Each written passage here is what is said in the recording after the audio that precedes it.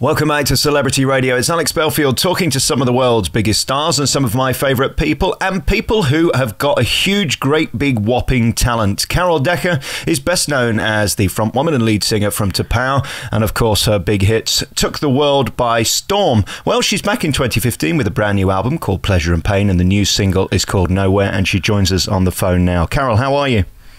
I'm very well, thanks. Thanks for the interview. Good to talk to you. Well, it must be great to be you, because firstly, you're delicious, and then... and then secondly, you've got this enormous, powerful, pitch-perfect, beautiful voice. It is a gift, isn't it?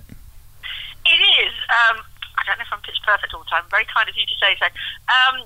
Yes, it is, actually. You can clearly, if you have any kind of talent, you can... technique can come into it. You can learn a lot, and I have down the years. But yeah, I guess fundamentally I can sing. Yeah. Who are your influences? When I watch those old videos and look at you on Top of the Pops and things like that, I can see that you've been influenced, but you've sort of made it your own, which of course is the skill of any sort of X Factor artist, isn't it? I think, when I was a kid, I think your first exposure to music is usually your parents' record collection. And my father, in particular, loved the divas. He loved Ella Fitzgerald. He loved Maria Callas, Dinah Washington, Sarah Vaughan, Barbara Streisand, and who almost kind of act their songs. Yeah. So I think you can see that in the videos. That I'm giving it sort of Roger Moore eyebrow and staring down the lens and everything. So I think Roger Moore, that great diva. So I think. I do emote my songs for sure, and then growing up I had many different musical kind of incarnations. I was a Northern Soul girl for a while. I used to go to all the all-dayers in Stoke-on-Trent, and I knew all the dance routines and had all the clothes and everything. And then late 70s I was very much into disco, very much into bands like Chic and Tavares, Pointer Sisters, Sister Sledge, all those great voices and all the amazing guitar work and brass sections that they had on, and Tamla and Stax. I loved all that. Yeah. And then coming into the early 80s, I got into, I guess, my own kind of, what would become my own peer group, which was people like Adam Ant and Orange Juice and Blondie and the Pretenders, Joe Jackson, everyone who was around at that time. I just loved them all, and I do have a very wide-ranging and eclectic taste in music. I do like lots of different styles. I think that is also reflected in my own songwriting. It's interesting. Everybody you mentioned there is a big personality and totally unique. Do you think there's a bit of a drought in show business when it comes to personality? It seems like it's changed. I suppose the industry's changed, and therefore there isn't the room to be as out of the box as there maybe was 30 years ago. Do you mean a big musical personality or an actual personality? Well, both. Like a Boy George, for example. You don't get a lot of those, do you? No, you don't. Actually, good old George. Done a few shows with George. I guess I do like people. Who do I like that I think is a big person? I like Pink. Yeah. I think she's fantastic. I love her music. I love her voice. I love her edginess. So that's one that I can name. Who else would be a big personality? I don't know. You get people with big talent who aren't big personalities, I suppose, great voices. And I don't know, someone like Beyonce obviously is a massive star. I mean, and Gaga dresses herself in ham shanks and steaks, doesn't she? So I suppose that's a bit of... Yeah. She looks like she's eating them actually these days.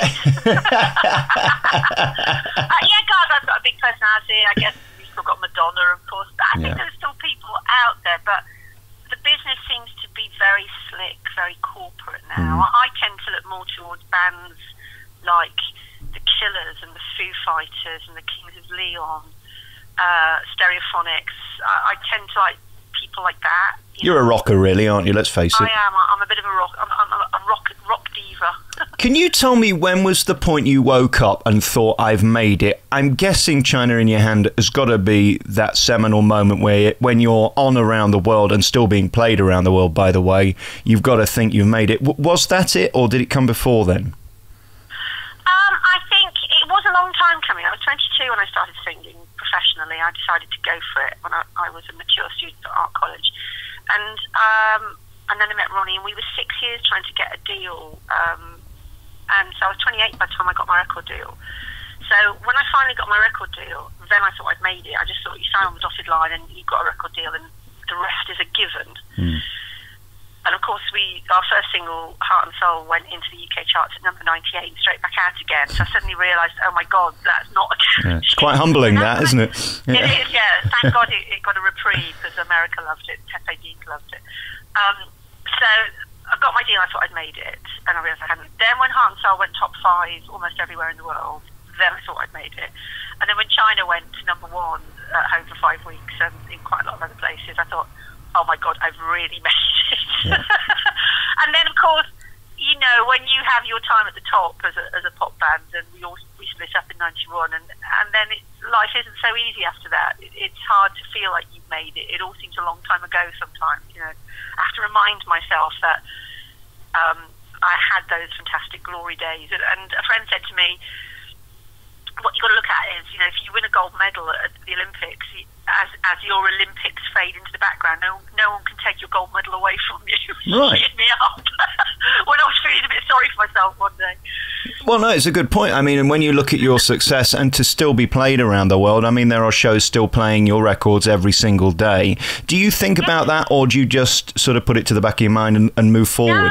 No, I do now. I have a very positive... It's just like you go through a lot when you've been really a household name, and then you're not anymore. You've had your time. You go through a lot of different emotions and how you feel about it. And then finally I came to my senses and realised, okay, so, you know, you're not... The paparazzi aren't running after you anymore, and there is no Top of the Pops anymore. But 28 years later, I'm still working. I'm out on tour now. I've got a new album. As you said, lots of stations around the world are still playing my hits, which is absolute. And I've come to realise that I'm a successful person, not an unsuccessful person, and I perceived myself as unsuccessful for a while, you know? Yeah. I love the chef. I spoke to Marco Pierre White a few weeks ago. Well, he made a very, very good point. He said once he got his 3 Michelin stars, it was time to close the restaurant, because you're only ever going to go down from that. I mean, as great as it is being at the top, they're only going to take them away, and then you're going to be a 2-star. So people go, oh, he's a bit rubbish now. Well, I know, but then, you know, he's going to open another restaurant, and he opened one round by us, and it was rubbish. Oh, was it? Yeah. He had to give me a free bottle of wine because I think the top had fallen off the salt cellar. Oh, dear. I was trying to eat salty water. Yeah, I know, but I think that's kind of a weird thing to say, because unless you retire, you're going to do something else, and then you are, what I'll agree with him is that you're always judged by that massive achievement. And it's whether you want to be judged anymore. I mean, his point was, I don't want people who are not as qualified as me telling me whether I'm any good. And I sort of get that once you've qualified. I get that. That's a qualifying statement. I get that, yeah. And I think it's a particularly unkind characteristic in the British psyche, I think, that we do love to go, ha, ha, ha, ha, ha, when it's all over. I have to stop myself from doing it, you know. Yeah. I think, when I'm in America, of course it's not perfect in America by any stretch of the imagination, and they're full of BS, you know, half the people you meet don't actually deliver on what they say. There's always a level of respect that you did do it. Yeah. You did do it, and we will always respect you for that. Whereas at home, there was a definite, didn't you used to be, and, you know, and that kind of stuff. And that can be sort of humiliating, you know. But time moves on, and I found I've gone through that phase of people being like that with me, and me feeling that way about myself, and it's come full circle now to people going, oh my God, we love you. It's like national treasure level, you know what I mean? It's something about the 80s that everybody loves again now. Well, it is, and when I look at the people you've done duets with, I mean, you've worked with the best in the business. You know, I'm thinking Peter Kay and Matt Lucas. I mean, you've done well, haven't you? And Tony Christie was fantastic, and Beverley Knight I duetted with on just the two of us. That was an incredible experience. Yeah, I've had a lot of high in my career, you know, and I now enjoy each thing as it comes along, each opportunity as it comes along, and I take it for what it is. And I always say my greatest achievement has been avoiding a proper job. I mean, you've won the battle by not having to get up in the morning and set your alarm for 7:30. I think you've won. Oh, I do. I've got a 12-year-old to get up for school, and he never sets his own alarm. Well, that's disappointing, isn't it? Where did that go wrong? He's not perfect. I don't know. He's such a lazy little toad. He'll just sleep through it. You know, he's a boy, and I think boys, they just go into a coma practically. Yeah, we don't care. Yeah, they don't care. So Mum still has to get up at 7:30. Well, yeah. Well, there you go. At least you've got a purpose. That's the main thing. I mean, you mentioned there Beverley Knight. For me, I think she's probably one of the greatest singers ever in this country. I mean, a stunning voice. Yes. When you sing opposite someone like that, what do you do? Do you go in to compete or do you go in to compliment? How do you get it right so it's not sort of an angry competition? I found her very competitive. Wow. I found her very competitive. It was almost like we were going to do 100 metres together. Wow, that's interesting. But I went in to compliment her. I didn't rise to that, and maybe that is what makes some people successful, is that they are very competitive. I'm competitive with myself, but I'm not competitive with other people on that level. I respect other people's talent, and I think it's the cleverer thing to do, to blend and complement when you're duetting with someone. Well, if you spend your career looking over your shoulder, it can be draining. So somebody once said to me, "You've never won an award." I said, "Well, I've never entered for one." I mean, most people buy them, don't they? Yeah. It's true. Singing with Tony Christie, it was so sad that my father had passed away a long time ago, because he loved Tony Christie. Yeah. Absolutely loved his voice, and it was still fantastic. So that was a real treat to sing with him. And it is nice when you meet someone who is simpatico. You bring out the best in each other, you know. Yeah. Is that one of the things that is the most gratifying in the business and in life, to make your parents proud? I mean, it's a need we all have, isn't it? We all want affirmation, and from our mum and dad, I guess, is the greatest. I guess they got to see most of your success. Yeah, I think that's only because my mum died in October. I lost my mum recently. Yeah. And Dad died a long time ago. He was only 57 when he died. He died in 1990 of a heart attack, and Mum died last year. She was 78. And it's only now I realise I'm so glad that they were proud of me. When I was young, I didn't think I cared, really. Because when you're really young, like my daughter now, she's 16, and she doesn't seem to care about anything I say. Right. Because she's a teenager and she knows everything. Yeah. So I was like that as well, you know. I was sort of like, yeah, whatever, you know. Yeah. But as I've gotten older and now I've lost my parents, I now realise how important it was that they were proud of me, and I'm so glad that they were. And the one thing what I'm trying to say is, I'm usually so head down and focused that I'm not really thinking about other people's opinions so much. But one thing I always knew, never doubted, was how much they loved me and how much support I got. I never, ever got isn't it about time you knuckle down and got a job? I just got encouragement, because my father was a fantastic pianist, and my mother had been a singer when she was younger, and of course they put their dreams aside to raise a family and be more conventional. So I think they loved the fact that I was going to go for it, not be conventional, you know.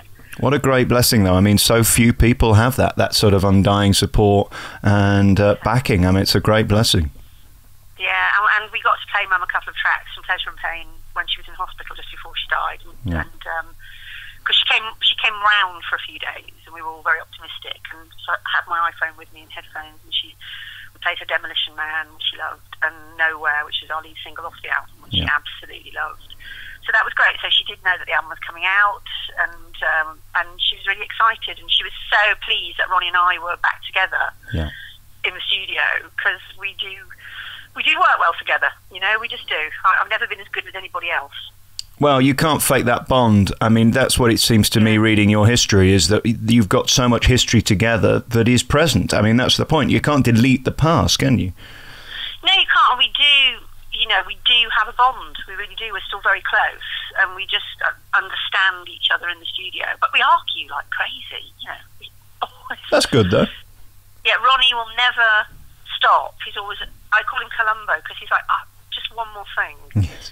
And I'm like, you know, he calls me Mrs. That'll Do. I'm really lazy. Oh, come on, that'll do. You know? He's like, no, do it again. It's interesting, though. I mean, I've spoken to a lot of artists about this over the year, is when is the painting done? I mean, you can keep painting over it to the point where it doesn't look like a painting anymore. And the same with music. You can almost overproduce sometimes, can't you? Is that sort of the compromise between you? You want to do less, he wants to do more, and somewhere in the middle you find the finished product? Well, I want it to be the best it can be, but sometimes I've got an instinct for things that... He's such a refiner. For example, Nowhere, our lead single and one of the strongest tracks on the album. Yeah, it is. We wrote and recorded that in a night with our keyboard player and our guitarist, we'd finished work for the day. The drummer and the bass player had gone back to London. The keyboard player and the guitarist had some more overdubs to do, so we were all staying the night at Ron's place because he has a studio in Wales. And, you know, the wine was flowing and we were chilled. James, our guitarist, had a riff. Carsten started jamming some chords. I started singing. And we put the thing down in, it probably was 2 hours tops. Wow. So the version you're hearing on the album is our guitarist playing guitar and then he played the drums. Our keyboard player played the keyboards and then he laid the bass down. Ron recorded it all. I threw a vocal down and that's the rough mix. And we tried to remix it and it didn't sound as good. We farmed it out to other professional mixers. It didn't sound as good. And I said to Ronnie from the get-go, that's it, it's done, Ron. There's passion in it. There's authenticity in it. You don't need to polish it any further. So what you're hearing in that track is something chucked down in 2 hours after 2 bottles of red wine, and you can hear the heart in it, you know. Well, it's that alchemy. You can't recreate that moment and whatever was there. Exactly, that's the word, alchemy, yeah. Incredible. Well, it is a beautiful song. I was going to say alcohol, but alchemy sounds so much more intellectual. Well, one leads to the other, doesn't it, really? Let's face it. Sometimes, in most relationships, to be honest. Listen, this new album is terrific. It celebrates your voice. You've got such a gift and a wonderful personality through your music. Congratulations with it. It's called Pleasure and Pain. It's out now. The new single, Nowhere, is available as well. Carol Decker, great to talk to you. Thank you so much for your time. You're very, very welcome. Thanks for the interview. Bye.